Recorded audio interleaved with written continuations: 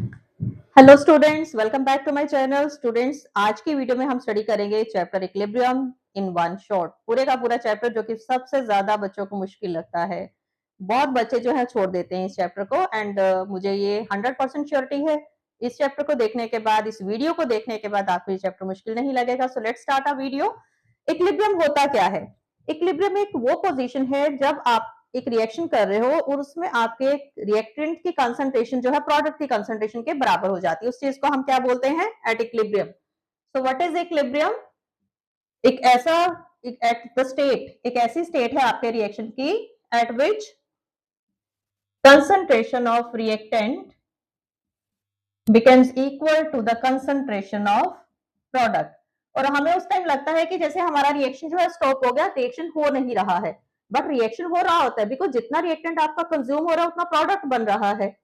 तो और जो इक्विलिब्रियम है हमेशा वो रिवर्सिबल प्रोसेस में आ रहा है। जितना रिएक्टेंट कंज्यूम हुआ प्रोडक्ट बन गया, जितना प्रोडक्ट हुआ reactant is converting into product, product is again converting back into the reactant। So at equilibrium it appears the reaction stops to zero, but actually reaction जो है it is going on। So equilibrium is always said to be dynamic in nature।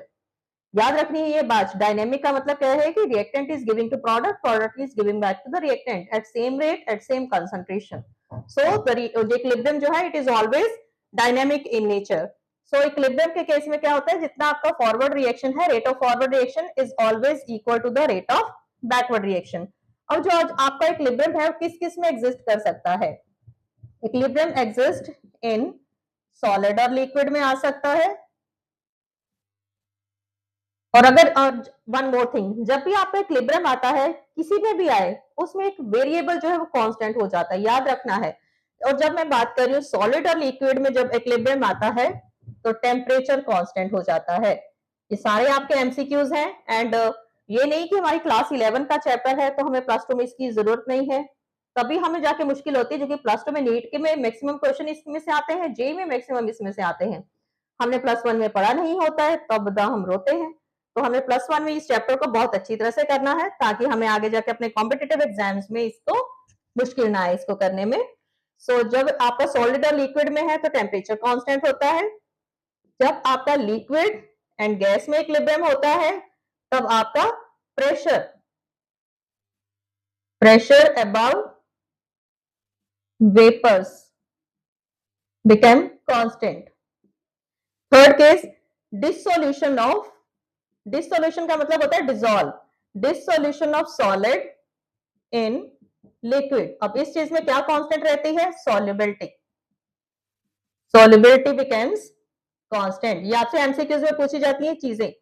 Dissolution of, हम ये चीजें छोड़ देते जब हम chapter read करते हैं, हमें लगता है कि अरे ये क्या है, ये नहीं पूछेंगे, बट अब इस केस में क्या है, जब आपका इक्विलिब्रियम गैसेस इन लिक्विड के अंदर है तब ratio ratio of concentration of both constants becomes constant।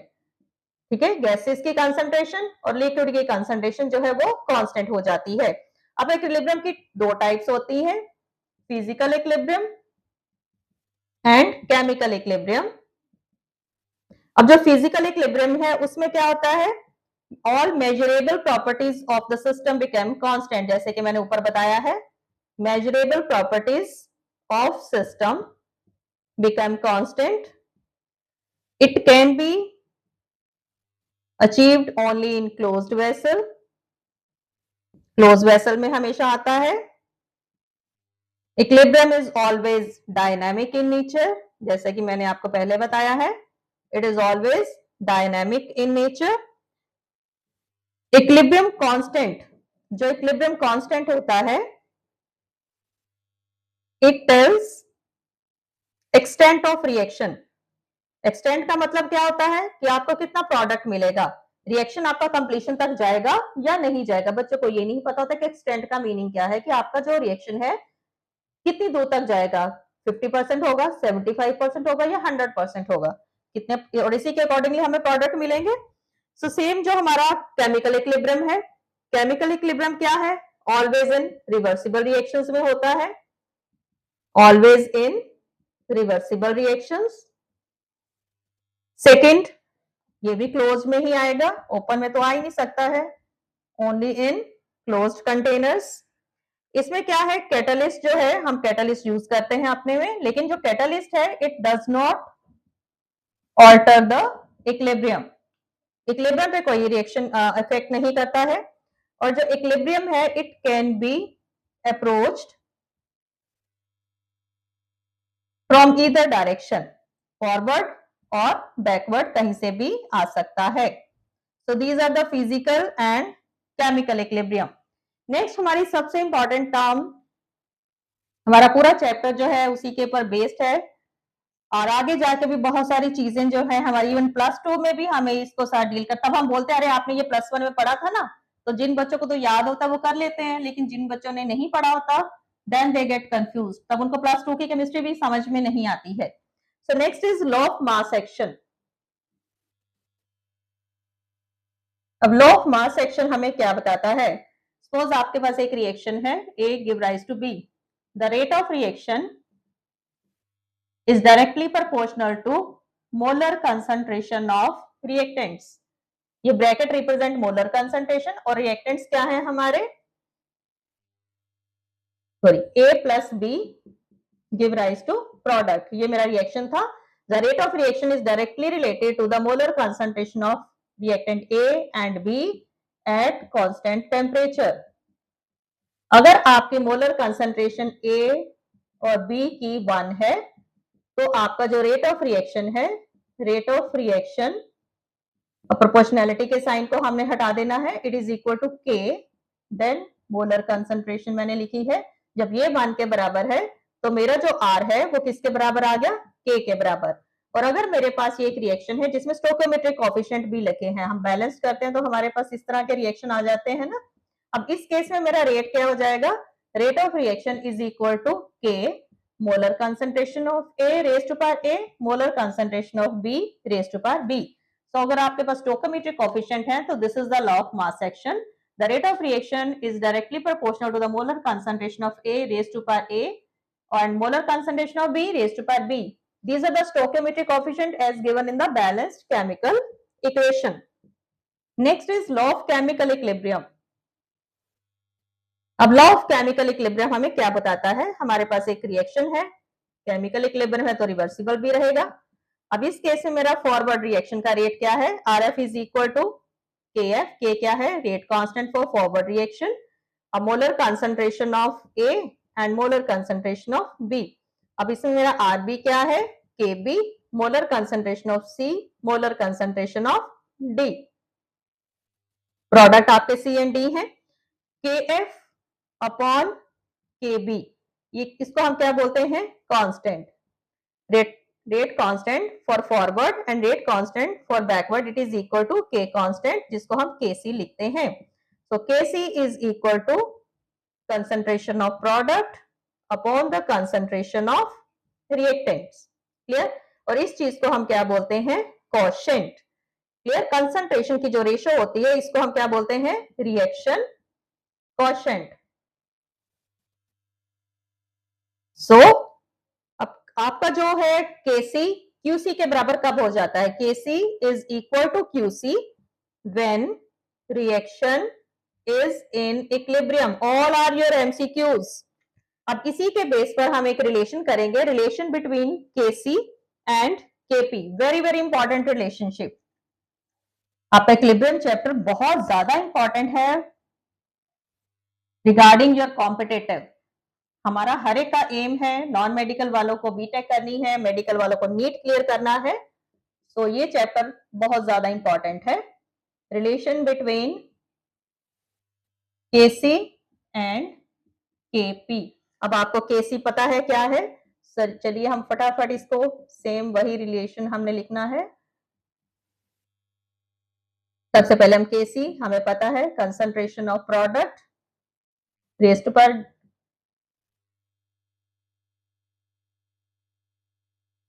Concentration of reactant raise to power the coefficients, ये हमारा केसी आ गया। नाउ केपी कब है, if your reactants are in gases, तो गैसेस को हम प्रेशर की फॉर्म में मेंशन करते हैं। So KP is equal to, उस केस में हम प्रेशर लेंगे PC raise to power C, pressure of D raise to power D pressure of A raised to power A, pressure of B raised to power B. Now for ideal gas equation, for ideal gas हमारे पास equation क्या है?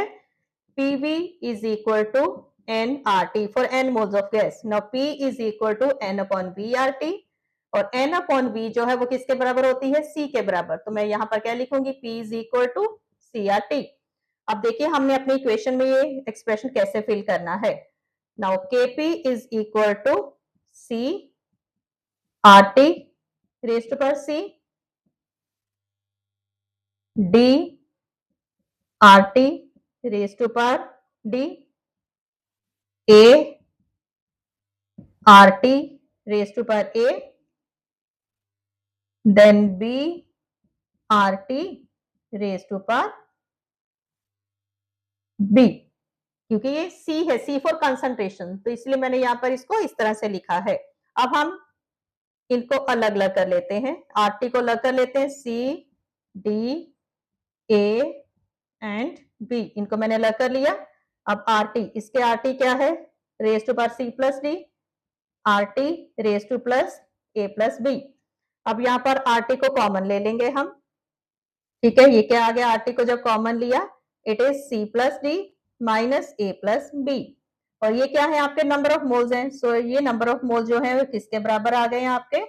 It is equal to delta N. तो मैं ऐसे भी लिख सकती हूँ. अब मेरे पास एक्सप्रेशन क्या आ गया और ये चीज किसके बराबर है? Kc के बराबर. ठीक है, हम इस यहाँ पर Kc की वैल्यू फिल कर देंगे. Kp is equal to Kc, RT हमारा कॉमन है और पावर्स क्या बन गई आपकी?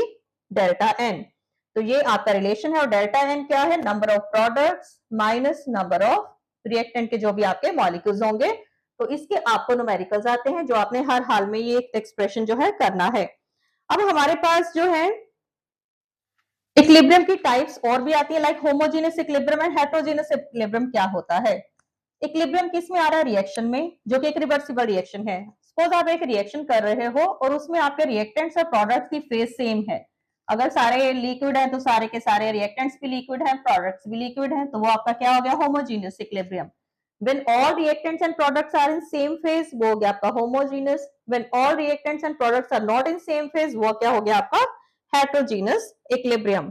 तो आप कोई भी एग्जांपल देके, रिएक्शन देके आप उसको एक्सप्लेन कर सकते हो.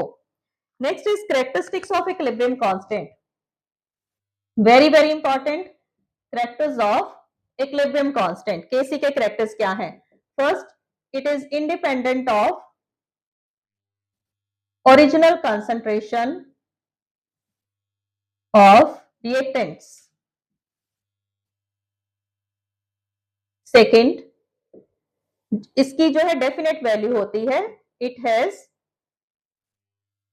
Definite value at particular temperature. These are the complete notes of your equilibrium chapter. For reversible reaction,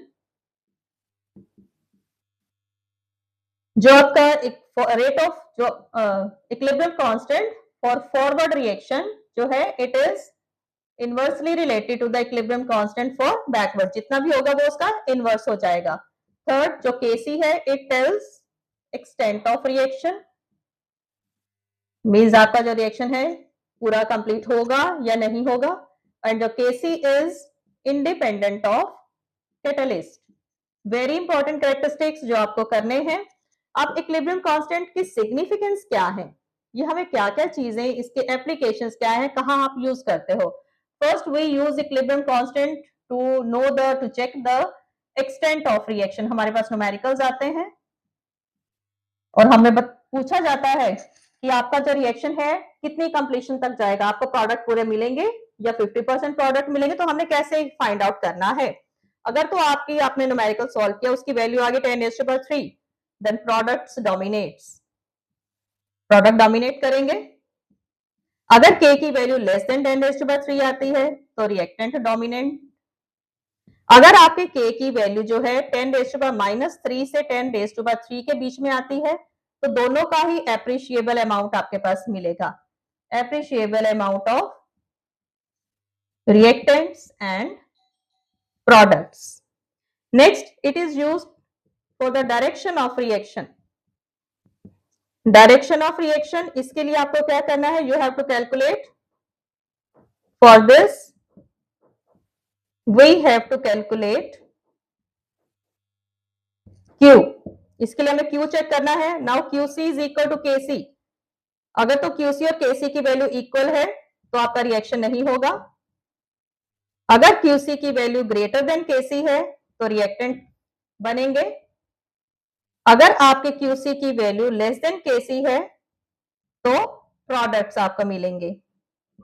and जो QC है इट चेंजेस विद टेम्परेचर, ये टेम्परेचर के साथ चेंज होता है and can be calculated at any time, और ये किसी भी टाइम पे आप इसको कैलकुलेट कर सकते हो। So very very important relationship, जो आपको हर हाल में ये चीजें आपको पता होनी चाहिए।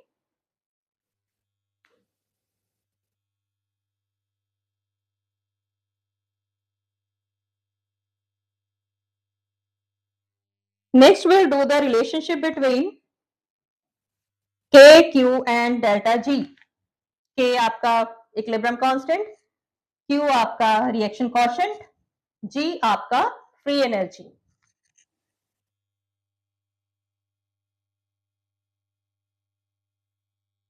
So let's do the relationship.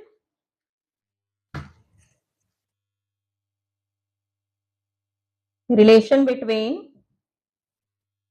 K, Q and delta G। अब हमारे पास एक थर्मोडायनेमिक्स में हमने एक पढ़ा है, delta G is equal to delta G naught plus RT ln KC। ये हमारे पास एक रिलेशन जो आपने इलेक्ट्रोकेमिस्ट्री में इलेक्ट्रिक उसमें केमिस्ट्री में भी आता है। तो डेल्टा G क्या है, free energy, delta G naught क्या है, standard free energy, at 298 kelvin को स्टैंडर्ड फ्री एनर्जी बोलते हैं, R गैस कांस्टेंट है, T आपका टेम्परेचर है, दैट इज लॉग। अब जब आपका एट इक्विलिब्रियम डेल्टा G की वैल्यू क्या हो गई, 0, then delta G naught is equal to minus RT ln KC, इसको लॉग में कन्वर्ट कर दो, it is minus 2.303 RT log KC। अगर तो आपका delta G not less than 1 है और K ग्रेटर देन 1 है तो रिएक्शन स्पॉन्टेनियस है, अगर आपका delta G not greater than 1 है, K आपका लेस देन 1 है तो रिएक्शन आपका नॉन स्पॉन्टेनियस है। सो वेरी इंपॉर्टेंट, ये आपके न्यूमेरिकल्स में ये वैल्यूज यूज होती है, इवन एमसीक्यूज में भी आपसे ये पूछा जाता है, तो ये आपने याद रखना है। अब एंडोथर्मिक रिएक्शंस में क्या होता है, for endothermic reaction delta H जो है आपकी पॉजिटिव आती है तो delta G value greater than रहेगा और K लेस देन 1, जब K लेस देन 1 में आ गया है तो रिएक्शन क्या हो गया आपका, नॉन स्पॉन्टेनियस। एक्सोथर्मिक में क्या होता है, डेल्टा H जो है नेगेटिव रहती है हमेशा, तो उसमें आपके डेल्टा G की वैल्यू लेस देन 0 है, जब लेस देन 0 है तो क्या हो गया आपका, K ग्रेटर देन 1 आ गया तो रिएक्शन क्या हो गया आपका, स्पॉन्टेनियस। सो बहुत बहुत इंपॉर्टेंट चीज है जो आपको ये पता होनी चाहिए। नेक्स्ट हमारा सबसे important relation that is the principle le Chatelier principle. अब ली चैटलियर प्रिंसिपल क्या है, ली चैटलियर ने हमें ये बोला कि जब आप एक रिएक्शन है इक्विलिब्रियम पे चल रहा है, जब हम किसी भी रिएक्शन के इक्विलिब्रियम को डिस्टर्ब कर देते हैं, डिस्टर्ब कैसे करोगे, आपने उस रिएक्शन का टेम्परेचर चेंज कर दिया, प्रेशर चेंज कर दिया, रिएक्टेंट की कंसंट्रेशन चेंज कर दी, प्रोडक्ट की कंसंट्रेशन चेंज कर दी, कैटालिस्ट कोई और डाल दिया, कैटालिस्ट का ज्यादा इफेक्ट नहीं पड़ता है इक्विलिब्रियम पर, लेकिन बाकी चीजें अगर आपने चेंज कर दी तो क्या होता है, उस रिएक्शन का जो इक्विलिब्रियम है ना स्ट्रेस में आ जाता है। तो इक्विलिब्रियम क्या करता है, वो रिएक्शन को तंग नहीं करता है, वो अपने आप ही उस डायरेक्शन में शिफ्ट हो जाता है जहां पर उसको कम से कम स्ट्रेस हो।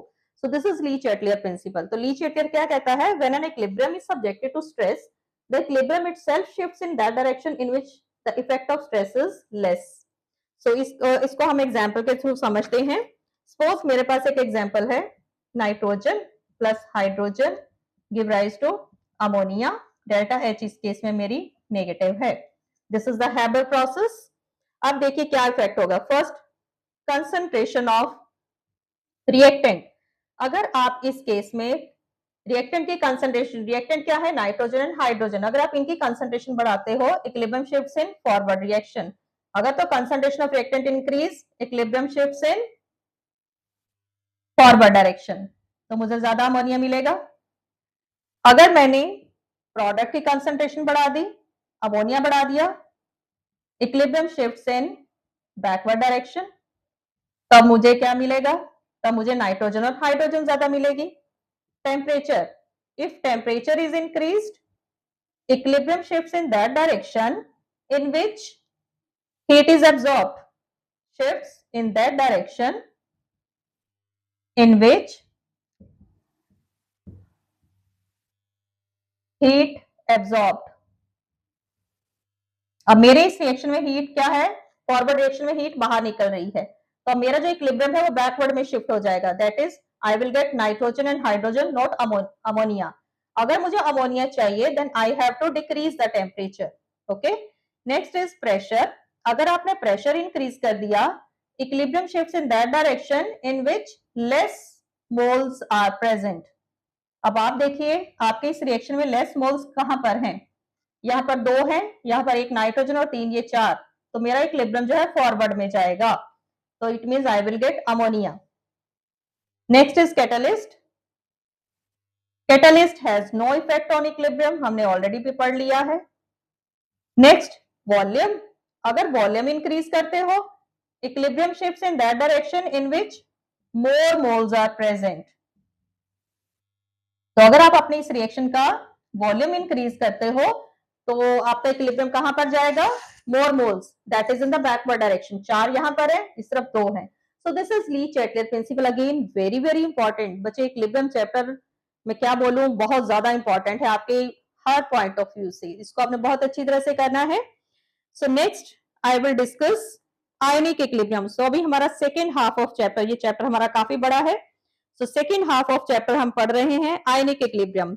आयनिक इक्विलिब्रियम में हमें क्या स्टडी करना है? Acids and bases. तो एसिड और बेसिस में आयंस निकलते हैं, strong acid, weak acids, electrolytes, strong electrolytes, weak electrolytes. Strong electrolytes क्या रहेंगे? जिनकी डिसोसिएशन कंप्लीट हो जाती है। वीक इलेक्ट्रोलाइट्स जिनकी डिसोसिएशन कंप्लीट नहीं होती है। तो अब हमारे डिफरेंट साइंटिस्ट ने हमें एसिड्स और बेसिस की डिफरेंट डेफिनेशंस दी हैं, तो वो डेफिनेशंस आपके सिलेबस में है जो कि आपको आनी चाहिए।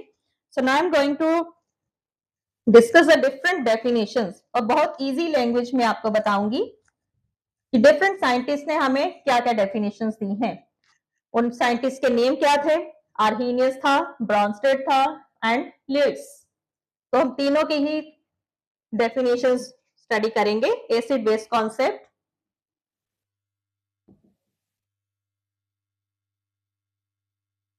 फर्स्ट इज आर्हीनियस ने हमें क्या बताया कि एसिड क्या है और बेस क्या है। So according to Arrhenius, acid gives H positive ions, और जो बेस है इट गिव्स OH आयंस। ठीक है, लाइक HCl हो गया, NaOH हो गया। Second Brønsted. ब्रॉन्स्टेड ने हमें क्या बताया? जो एसिड है इट डोनेट H पॉजिटिव, और जो बेस है it accept H positive. Like NH3 जो है डोनेट करता है, NH4 जो है ले लेती है, HCl जो है देता है, NaOH जो है OH देता है। देन हमारे पास आया, अब इसने हमें एक और चीज बताई, लाइक हमारे पास एक रिएक्शन है HCl और NH3 के बीच में, हमें क्या मिलेगा? Ammonium ion and Cl negative ion. अब यहाँ पर HCl आपका एसिड है, NH3 आपका बेस है। राइट साइड पे जाके देखिए, ये आपका क्या बन गया? ये बेस बन गया, और ये आपका एसिड बन गया। एसिड में से बेस निकला, स्ट्रॉन्ग एसिड, और कौन सी बेस निकली? Weak base. यहां पर आप देखिए अमोनिया बेस है, इसने हमें कौन सा एसिड दे दिया? Strong acid. तो इस तरह को हम क्या बोलते हैं? Conjugate acid base pair. जब आपने किसी भी एसिड की कंजुगेट बेस निकली है, तो आपने, जैसे ये बेस है NH3, इसका क्या बन गया? NH3 बेस थी, और इसने आपको क्या दे दिया यहाँ पर? ये NH3 आपका क्या बन गया है, यहाँ पर एसिड बन गया है, और ये एसिड था, इसने यहाँ पर आपको क्या दे दी है, बेस दे दी है। तो जब भी आपको आ गया, सपोज किसी का भी आ गया कि आप इसका कंजुगेट एसिड लिखो, जब भी आपने कंजुगेट एसिड लिखना है, NH4 NH3 का क्या है, कंजुगेट एसिड है, Cl नेगेटिव HCl की क्या है, कंजुगेट बेस है। तो जब भी आपने कंजुगेट एसिड लिखना है, you will add H positive, जब भी आपने कंजुगेट बेस लिखनी है, you will subtract H positive. इस तरह के क्वेश्चंस आते हैं, ध्यान रखना है। देन है Lewis concept. According to Lewis, acid क्या है, it is electron pair acceptor, और जो बेस है वो क्या है, इलेक्ट्रॉन पेयर डोनर। नेक्स्ट हमारे पास आता है ionic product of water. Ionic product of water, water जो है वो वीक इलेक्ट्रोलाइट होता है, ये सेल्फ आयोनाइज हो जाता है। कैसे, H2O plus H2O, it give rise to hydronium ion plus OH negative ion. तो ये सेल्फ डिसोसिएशन शो करता है because it is a weak electrolyte. So K is equal to, इसका डिसोसिएशन कांस्टेंट निकालते हैं, hydronium ion concentration, hydroxyl ion concentration upon water square. अब इसमें जो है अनडिसोशिएटेड वाटर की कंसेंट्रेशन जो है, it is always taken as constant, so it is taken as constant. तो हम क्या लिखेंगे, K into constant, it is equal to hydronium ion concentration, OH ion concentration. ये K इंटू कांस्टेंट, इसको हम क्या लिखते हैं, KW। So KW is equal to hydronium ion concentration and OH ion concentration. So this Kw, it is called ionic product of water, और जो Kw है इसकी वैल्यू क्या होती है, 1 into 10 raise to power minus 14 mole litre square. ठीक है, और अगर इसमें से आपने अब ये कंबाइंड वैल्यू है, अगर इसमें से आपने हाइड्रोनियम आयन और OH आयन की कंसेंट्रेशन निकालनी है, तो आपकी हाइड्रोनियम आयन और OH आयन जो है, इसका आप रूट ले लोगे, इट इज इक्वल टू, अगर आप रूट लेते हो तो 1 into 10 raise to power minus 14, that is 1 into 10 raise to power minus 7 mole square litre inverse square. तो ये आती है आपकी individual hydronium ion and OH ion की concentration, that is 1 into 10 raise to power minus 7। इसी से related हमारी एक टर्म आती है, that is pH। Now what is pH? pH is the potency of hydrogen ion. Hydrogen ion कितने हैं आपके सैंपल के सॉल्यूशन के अंदर, उसको हम pH बोलते हैं। It is a negative logarithm of hydrogen ion concentration और hydronium ion concentration. So pH क्या है, pH is equal to negative logarithm of hydronium ion concentration. अगर तो आपके सॉल्यूशन की pH लेस देन 7 है, आपका सॉल्यूशन एसिडिक रहेगा। अगर pH ग्रेटर देन 7 है, सॉल्यूशन बेसिक रहेगा। अगर pH इक्वल टू 7 है, तो आपका सॉल्यूशन न्यूट्रल रहता है। नेक्स्ट हम डिस्कस कर रहे हैं डिग्री ऑफ डिसोसिएशन। अब डिग्री ऑफ डिसोसिएशन क्या होती है? It is a fraction of total number of molecules which get dissociated from the total number of molecules. आपके पास कोई भी सैंपल है, उसमें से कितने मॉलिक्यूल्स की डिसोसिएशन हो चुकी है, कितने सैंपल की डिसोसिएशन हो गई है, उसको हम क्या बोलते हैं, डिग्री ऑफ डिसोसिएशन, जिसका सिंबल होता है अल्फा। सो अल्फा क्या है, इसका फॉर्मूला क्या है, नंबर ऑफ मॉलिक्यूल्स आयोनाइज और dissociate upon total number of molecules present in the solution. बहुत सिंपल। ठीक, सपोज आपके पास एक रिएक्शन है, Ha plus water give rise to, क्या में निकलेगा इसमें से, hydronium ion plus A negative ion. Suppose इसकी कंसंट्रेशन क्या थी, C। जब रिएक्शन स्टार्ट हुआ तो आप डिसोसिएशन नहीं हुई, ठीक है, इनिशियली आपके पास C थी। जब आपका रिएक्शन होना शुरू हो गया, ठीक है, प्रोसेसिंग शुरू हो गई, रिएक्शन हो रहा है, तो कितने इसमें से डिसोसिएट हो गए, 1 माइनस अल्फा, कितने बने, C अल्फा C अल्फा। अब जो dissociation constant of acid, K acid is equal to क्या लिखोगे, C alpha into C alpha upon C1 minus alpha. तो ये आपका क्या आ गया, C कट गया, it is C alpha square upon 1 minus alpha. जितना आपका लार्ज वैल्यू आएगी Ka की, उतना आपका एसिड स्ट्रॉन्ग रहेगा, ठीक है। और जो Ka है it is always equal to minus pKa। जितना लार्ज Ka उतनी स्मॉल pKa, इनवर्स होता है ना, माइनस है, तो दैट इज स्ट्रॉन्ग एसिड। बच्चे बहुत ज्यादा इसमें कंफ्यूज हो जाते हैं। स्ट्रॉन्ग, सिमिलरली अगर हम बेस का चेक करें, ये तो मैंने एसिड लिया है, सिमिलरली फॉर बेस एक्सप्रेशन क्या रह जाएगा हमारा, फॉर बेस, बेस का dissociation constant Kb it is equal to C alpha square 1 minus alpha, और उस केस में भी Kb is equal to minus pKb। तो higher pKb weak base, very important, lower pKb strong base, ठीक है। ये बहुत इंपॉर्टेंट चीज है जो हमें करनी है, और इनसे रिलेटेड हमारे क्वेश्चंस भी आते हैं, न्यूमेरिकल्स भी आते हैं, एमसीक्यूज भी आते हैं, किसी ना किसी फॉर्म में बीच में से क्वेश्चन भी आ जाते हैं। डिग्री ऑफ डिसोसिएशन के 1 मार्क के न्यूमेरिकल्स भी आपसे पूछे जाते हैं, तो बहुत अच्छी तरह से इसको आपने करना है। Next is relation between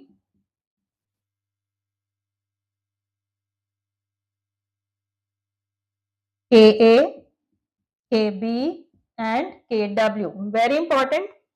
Consider weak acid, हमने एक वीक एसिड कंसीडर किया है Ha, हम उसका रिएक्शन लिख रहे हैं वाटर के साथ, we get hydronium ion plus A negative ion. अब A नेगेटिव क्या है, it is a conjugate base of weak acid. ये कंजुगेट बेस है, किसकी है, इस वीक एसिड की।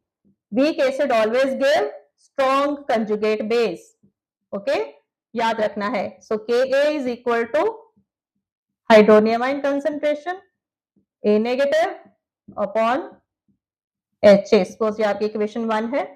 अब बेस का रिएक्शन लिखा,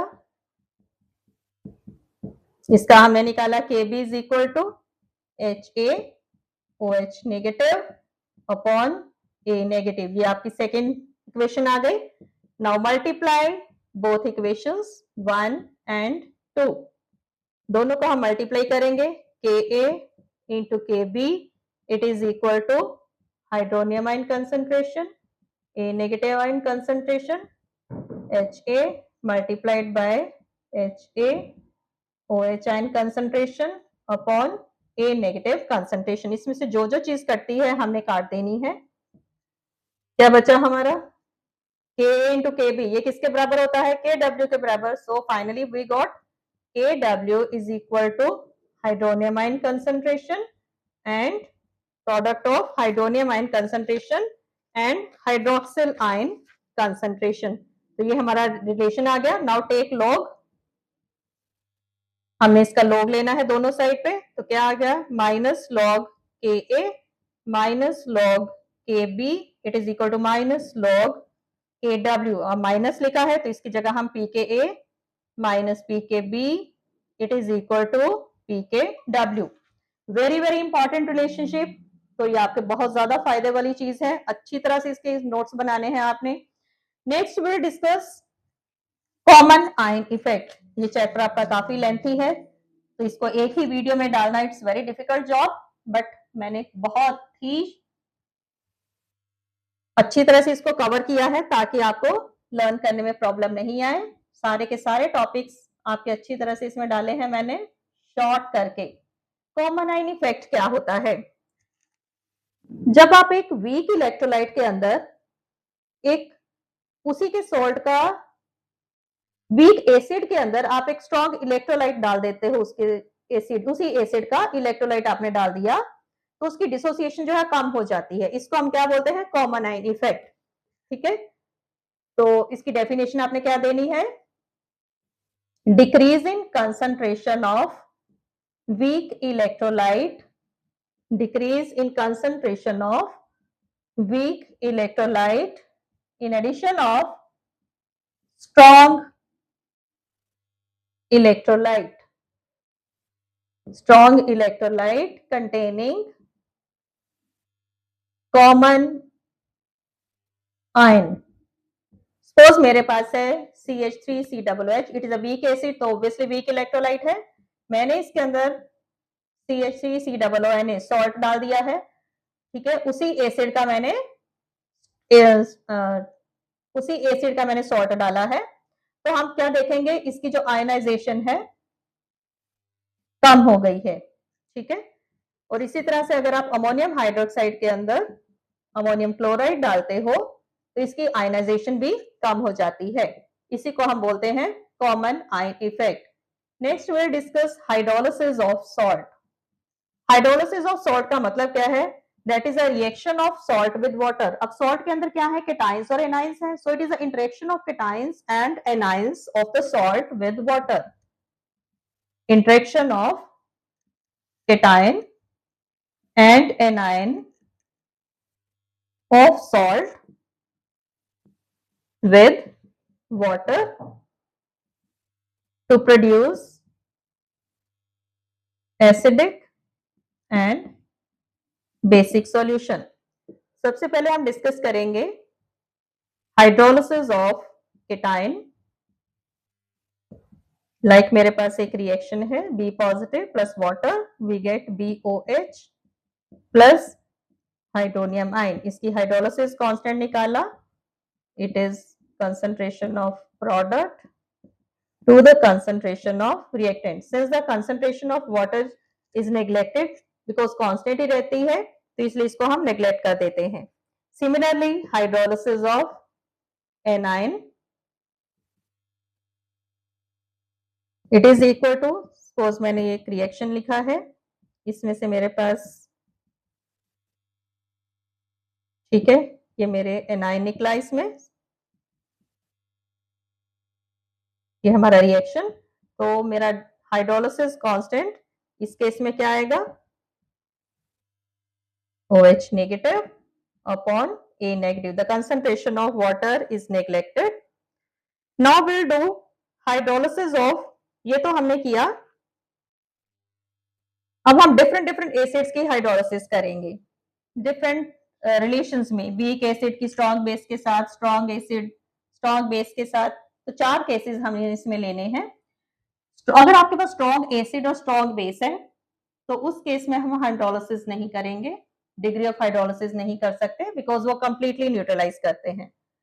चलिए फर्स्ट केस रिलेशन करेंगे KH, KA एंड KB में। तो फर्स्ट केस मैंने लिया है hydrolysis of weak acid and strong base, ठीक है। अब इस केस में हमारा जो है हाइड्रोलिसिस कांस्टेंट क्या रहता है? KW upon KA। Weaker acid has higher, याद रखनी है, जितना वीक एसिड होगा उतनी KH ज्यादा रहेगी उसकी, ठीक है। ये इसका फर्स्ट एक्सप्रेशन। अब डिग्री ऑफ हाइड्रोलिसिस, ये जो एक्सप्रेशंस में लिख रही हूं ये आपने हर हाल में लर्न करने हैं। H is equal to ionic product, this is the degree of hydrolysis. pH, इसकी डेरिवेशंस आपके सिलेबस में नहीं है, these are omitted by CBSE. It is equal to, pH is equal to half pKw plus half pKa plus half log C। ये आपने expressions learn करने हैं। Second case, that is second case में हमने क्या लिया है? Strong acid and weak base. Strong acid और वीक बेस में फर्स्ट हमने कैलकुलेट किया हाइड्रोलिसिस कांस्टेंट, वो आया हमारा KW upon KB। Degree of hydrolysis it is KW, जैसे उसमें KB A लिखा था इसमें KB लिखेंगे। Then pH is equal to half pKw, अब इसमें माइनस आ जाएगा। बहुत इजी से एक्सप्रेशन है, ज्यादा आपको डर नहीं लगेगा। थर्ड केस हम ले रहे हैं weak acid and weak base. Weak acid and weak base, इस केस में पहले तो हम कांस्टेंट निकाला KW is equal to Ka upon Kb. Degree of hydrolysis, it is Kw upon Ka dot Kb. बहुत easy. pH is equal to half pKw plus half pKa minus half pKb. So these are the expressions for different आपने combinations में आपने निकाले हैं, ये आपने हर हाल में learn करने हैं. नेक्स्ट वेरी वेरी इंपॉर्टेंट जो आपका टॉपिक है for NEET point of view से, बफर सॉल्यूशन क्या होते हैं. एक ऐसा सॉल्यूशन जिसमें पीएच चेंज नहीं होती है, चाहे आप उसके अंदर जितना भी एसिड या बेस डाल दो लेकिन उसकी पीएच चेंज ना हो, उसको हम क्या बोलते हैं, buffer solution. The solution which resist change in pH that is said to B the buffer solution. और हमारा ह्यूमन ब्लड जो है वो बेस्ट एग्जांपल है. हम कितनी सारी चीजें खाते हैं, खट्टी मीठी कड़वी सब कुछ खा जाते हैं, फिर भी हमारे जो ब्लड की पीएच 7.32 ही रहती है, क्योंकि अगर ब्लड की पीएच में माइनर वेरिएशंस भी है तो हम मर जाएंगे. It will lead to infection. तो हमारा ह्यूमन ब्लड जो है वो बेस्ट बफर सॉल्यूशन है. तो बफर की दो टाइप्स होती हैं, buffer solution which resist change in pH. और बेस्ट एग्जांपल इसका क्या है, ह्यूमन ब्लड 7.32 रहती है इसकी पीएच. टू टाइप्स होती हैं, acidic buffer and basic buffer.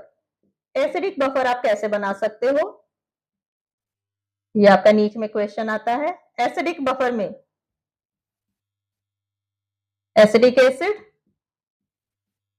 उसी एसिड का स्ट्रॉन्ग बेस के साथ सॉल्ट. अभी CH3COOH कैसे बना है, एसिड CH3COOH है, Na कहां से आया है, NaOH से, जो कि आपकी स्ट्रॉन्ग बेस है. ठीक है, इट इज एसिडिक बफर और इसकी पीएच कितनी होती है 4.74. बेसिक बफर क्या करोगे, उसमें हमने बेस ले लेना है.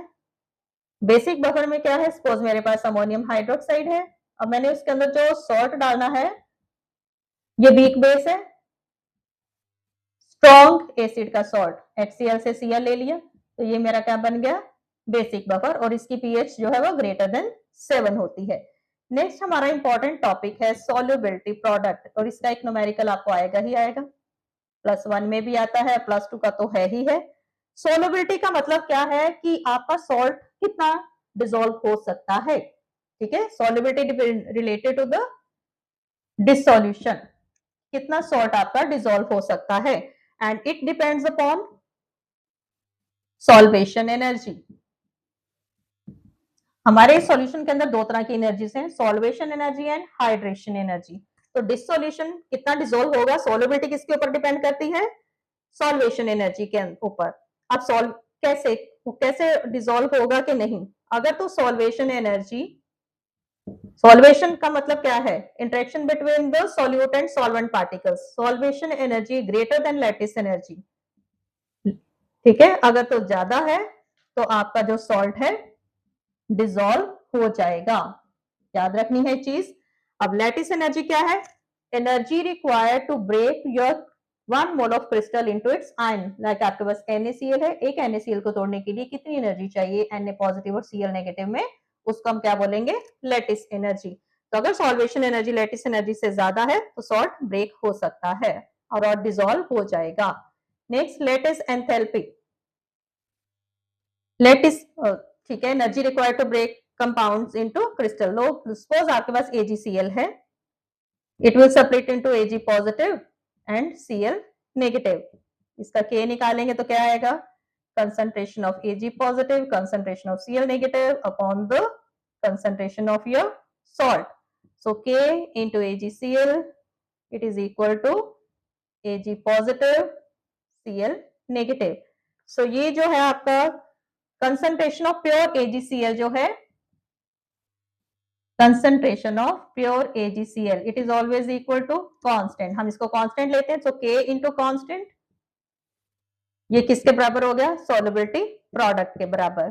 Solubility product is equal to Ag positive Cl negative. इसके न्यूमेरिकल्स आते हैं और आपको ये आना चाहिए. सपोज आपके पास एक रिएक्शन है AX BY, it give rise to X AY positive plus Y Bx negative means एक रिएक्शन और मुझे इसके पास नंबर ऑफ मोल्स ए के इतने मिले हैं और नंबर ऑफ मोल्स बी के मुझे इतने मिले हैं। ये केटाइन है और ये एनाइन है। अब इसका सोलबिलिटी प्रोडक्ट आपने कैसे लिखना है? ठीक है, कई बार अकेला सोलबिलिटी प्रोडक्ट लिखना भी आ जाता है। So KSP is equal to AY positive raise to power X, BX negative raise to power y। So जो KSP है इट वेरीज विद टेम्परेचर। याद रखनी है ये चीजें, माइनर माइनर सी चीजें हैं जो आपके एमसीक्यूज में आती हैं। अब हम KSP का सिग्निफिकेंस है, KSP से हमें कैसे पता चलेगा कि हमारा सॉल्ट डिसॉल्व होगा या नहीं होगा? तो KSP हमें क्या बताता है? सॉल्युबिलिटी ऑफ सॉल्ट हमें पता करनी, फर्स्ट सॉल्युबिलिटी बताता है, वो इस फॉर्मूले से हमें पता चलेगी। सॉल्युबिलिटी ऑफ सॉल्ट, फर्स्ट चीज significance of KSP, first it tells us the solubility of salt, second it tells us about the precipitation, कि आपका जो भी आप रिएक्शन कर रहे हो उसमें प्रेसिपिटेट बनेगा या नहीं बनेगा। तो ये भी हमें KSP की वैल्यू से पता चलेगा। कैसे पता चलेगा? अगर तो आपका आयनिक प्रोडक्ट जो है वो KSP से कम होगा, ठीक है, ionic product of water is less than KSP, then precipitation occur, तब प्रेसिपिटेशन होगी। अगर आपका KW ग्रेटर देन KSP है, no precipitation. So this is all about your chapter Equilibrium in one shot। बहुत बड़ा चैप्टर है और उसको हमने बहुत शॉर्ट में सारा एनसीईआरटी कवरेज की है and I hope this video is very very fruitful you. इसको देखिए, अच्छी तरह से नोट्स बनाइए एंड अपने फ्रेंड्स को भी शेयर करिए। सो लाइक शेयर और सब्सक्राइब करना बिल्कुल नहीं भूलना है, because I am uploading each and every topic of your NCERT. जो जो चीजें मुश्किल लगती हैं, जो बच्चों के डाउट्स हैं, जिनमें वो गलतियां करते हैं, सारे के सारे मैं उसमें शॉर्ट्स और वीडियोस इसकी डाल रही हूँ। अभी तो ये वन शॉट है, देन उसके बाद मैं PYQs डालूंगी, MCQs के PYQs डालूंगी। सो इनको बहुत अच्छी तरह से देखिए and keep shining always. If you have any doubt in any topic, send me message. You will get your reply very soon. Thanks for watching my video.